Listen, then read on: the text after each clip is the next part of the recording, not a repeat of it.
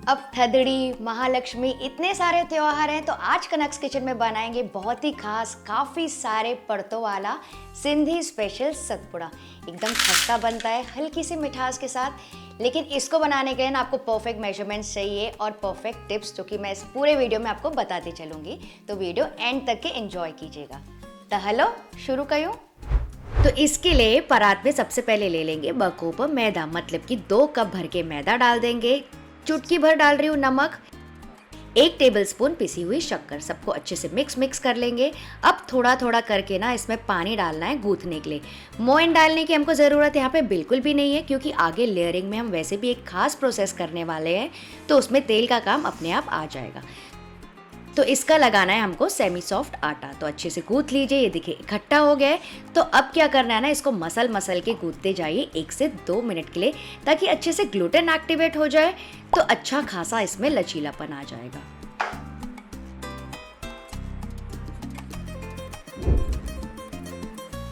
तो ये देखिए आटा हो गया हमारा। इसको ढक के रख देंगे रेस्ट करने के लिए कम से कम 20 से 30 मिनट के लिए, जब तक कि बाकी की तैयारी कर लेते हैं। अब दूसरे एक बोल में मैं ले रही हूँ 3 टेबलस्पून भर के मैदा और साथ ही डाल रही हूँ 3 से 4 टेबलस्पून तेल। अच्छे से मिक्स कर लेंगे। तो इसको क्या कहते हैं, अगर आपको पता है ना तो मुझे कमेंट करके जरूर बताइएगा। तो ये जो तैयारी है ना, हम लेयरिंग में यूज करने वाले हैं। चलिए आटा भी चेक कर लेते हैं। ये देखिए अच्छे से ढल गया है, तो इसको फिर से थोड़ा सा और गूंथ लेंगे। और अब ये देखिए कितना ज़्यादा स्ट्रेची हो गया। इसी की वजह से जो सतपुड़ा है ना, उसमें काफ़ी सारे लेयर्स आएंगे, बहुत ही खस्ता बनेगा।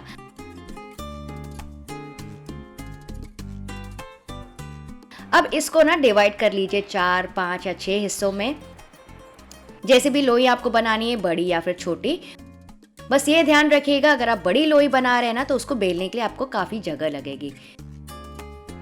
तो अब एक लोई लेंगे, हल्के सूखे मैदा से इस तरह से रोटी बेलना स्टार्ट करेंगे। हल्का हल्का प्रेशर लगाना है, सब तरफ इवन बेलना है। बहुत ज़्यादा रोटी हमको मोटी नहीं चाहिए और बहुत ज़्यादा पतली भी नहीं होनी चाहिए। ये देखिए, लेकिन कोशिश करके ना इसको थोड़ा पतला ही बेलिएगा, लेकिन ध्यान रखिएगा फाड़ मत देना। तो ये देखिए आप देख सकते हैं मेरे हाथों में हल्की सी ट्रांसपेरेंट है, मतलब कि एकदम परफेक्ट है। बिल्कुल इसी तरह से सारी रोटियां बेल लीजिए। तो यहाँ पे मैंने रख दी है पहली वाली रोटी। अब इसके ऊपर जब दूसरी रोटी रखेंगे ना, तो ऊपर से लगा लेंगे थोड़ा सा और मैदा, सब तरफ थोड़ा सा स्प्रिंकल कर लीजिए और इसके ऊपर रख दीजिए दूसरी शीट या फिर रोटी, ताकि आपस में चिपके ना। तो इसी तरह से सारी रोटियों को स्टैक करके रख दीजिए। अब आता है लेयरिंग का पार्ट। तो एक रोटी ले लेंगे, इसके ऊपर लगा देंगे तेल का मिक्सचर जो कि हमने तैयार किया था। सब तरफ से अच्छे से फैला लीजिए हाथों से, या फिर आप ब्रश भी यूज़ कर सकते हैं। एकदम बराबर लगाइएगा, वरना सतपुड़े में जो लेयर्स है ना, वो अच्छे से नहीं खुलेंगे और क्रिस्पी भी कम होगा। और यहाँ पे मैंने सिर्फ मैदा डाला है तेल में, आप चाहें तो आधा मैदा और आधा कॉर्नफ्लावर भी यूज़ कर सकते हैं। तो ये देखिए सब तरफ से अच्छे से मैंने लगा लिया, कंजूसी बिल्कुल मत करना।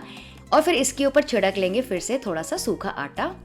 और अब एक और रोटी लेंगे, इसके ऊपर डाल के इस तरह से अच्छे से उसके ऊपर प्लेस करके थोड़ा सा दबा लेंगे, हल्की सी चिपक जाएगी। और फिर से सारे प्रोसेस को ना रिपीट करना है। अब आपके ऊपर है, आपको लेयरिंग 3 की बनानी है, 4 की बनानी है या फिर 5 की बनानी है। तो मैं नॉर्मली ना 5 रोटियों की लेयर बनाती हूँ हमेशा।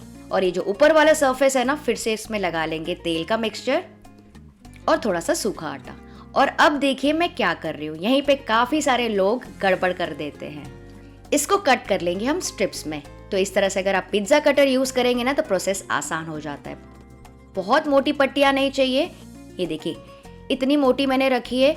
और अब क्या करना है, एक पट्टी उठाएंगे और इस तरह से ना रोल करते जाएंगे। बहुत लूज या फिर बहुत टाइट रोल हमको नहीं चाहिए। तो ये देखिए इस तरह से ऐसे गोल गोल घुमाते जाएंगे, रोल बना लीजिए। और जब आप एंड में आएंगे ना, तो हल्का सा पीछे दबा लीजिए और फिर इसको सेंटर से इस तरह से थोड़ा सा चपटा लेंगे। देख सकते हैं कितने सारे लेयर्स बन गए हैं। तो बस इसी तरह से सारे रोल्स को गोल गोल घुमा लीजिए। तो ये ना एकदम खास मिठाई है, मतलब कि एकदम खास नाश्ता है, जो कि महालक्ष्मी के टाइम तो ज़रूर बनाया जाता है सिंधी घरों में। एंड पहले के ज़माने में ना ट्रेडिशन होता था कि अपनी बेटियों को दिया जाता था बांटने के लिए।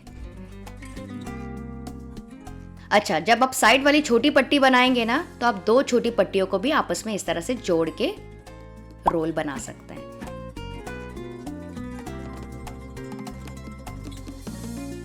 सेंटर से चपटा लेंगे और अब देखिए मैं क्या कर रही हूँ। सेंटर में डाल देंगे बिल्कुल थोड़ा सा तेल, करीबन आधा टीस्पून। और अब देखिए इसको बेलना कैसे। सेंटर से ऊपर की तरफ हल्के हाथों से चला लेंगे एक ही बार, और फिर सेंटर से नीचे की तरफ। देखा आपने, साइड चेंज करके इस तरफ से भी ऊपर नीचे चला लीजिए। तो ये राउंड शेप का हो गया। लगातार ना इसको दबा दबा के नहीं बेलना है, वरना जो लेयर्स है ना आपस में चिपक जाएंगी और खुलेंगी नहीं तेल में। तो बस इसी तरह से सबको बेल लीजिए। आप चाहें तो एक एक बेल के एक एक भी तल सकते हैं।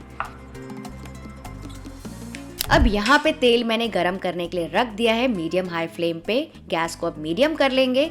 अब इसमें डाल देंगे इसको, और जैसे जैसे आप तलेंगे ना तुरंत इसके ऊपर स्क्रीवर या फिर स्टिक या फिर फोक से आप इस तरह से घुमाते रह सकते हैं, जैसे मैं कर रही हूँ। इससे क्या होगा, लेयर्स अच्छे से बिखर जाएंगे, अलग अलग हो जाएंगे, तो बढ़िया सी लेयर्स खुल भी जाएंगे और क्रिस्पी होता चला जाएगा आपका सतपुड़ा। तो क्या कभी आपने इसे खाया है? मुझे कम से कम येस या नो में कमेंट करके ज़रूर बताना, और ये भी कमेंट करके बताना कि आप कौन कौन से शहर से ये वीडियो देख रहे हैं। तो ये देखिए कैसे लेयर्स खुलते जा रहे हैं। बीच में आप इसको पलट के भी पका सकते हैं।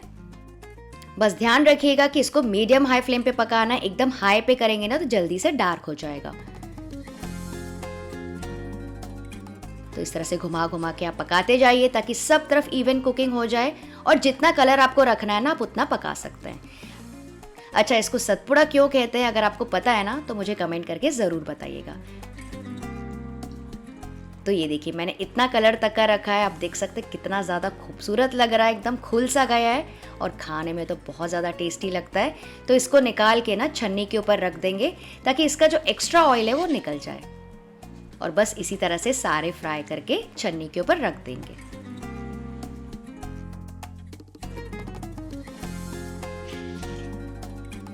अब इसको ना आप ऐसे भी इंजॉय कर सकते हैं, लेकिन ऑथेंटिकली इसको सर्व किया जाता है थोड़ी सी पिसी हुई शक्कर के साथ। तो मैंने छन्नी के ऊपर पिसी हुई शक्कर डाल दी। इस तरह से इसे छिड़क लेंगे तो सब तरफ से इवनली स्प्रेड हो जाएगी। और पिसने के समय ना मैंने इसमें एक इलायची भी डाल दी थी। और ये जब हल्का गर्म होगा ना तभी शक्कर डालिएगा तो अच्छे से उसको संभालेगा। डाल दीजिए थोड़े से चॉप्ड ड्राई फ्रूट्स,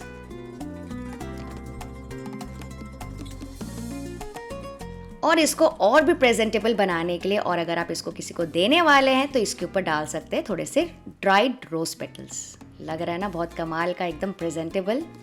तो बहुत बहुत ही ज़्यादा टेस्टी लगता है। मैं तो एक बार में 2 आराम से खा जाती हूँ। चलिए मैं आपको क्रश करके भी दिखाती हूँ। सुना आपने, एकदम आउट ऑफ दिस वर्ल्ड बनता है, एकदम अलग ही रेसिपी है। ट्राई ज़रूर से कीजिएगा। अच्छा, कुछ लोग क्या करते हैं ना, इसको इस तरह से क्रश करके इसके ऊपर एकदम गर्मा गर्म उबलता हुआ दूध डाल के खाते हैं। ये भी बहुत ज़्यादा टेस्टी लगता है। तो आपको ये खाना कैसा पसंद है, ड्राई फॉर्म में कि इस तरह से दूध के साथ, मुझे कमेंट करके ज़रूर बताइएगा। तो अगर आपको आज की मेरी मेहनत अच्छी लगी तो वीडियो को लाइक, शेयर और सब्सक्राइब ज़रूर कर दीजिएगा। तो इसके अलावा भी मैंने काफ़ी सारी सिंधी रेसिपीज़ बनाई है मेरे चैनल पे, जिसका प्लेलिस्ट आप यहाँ पे जाके चेक कर सकते हैं। चलिए आप सब अपना ख्याल रखिएगा। Bye bye.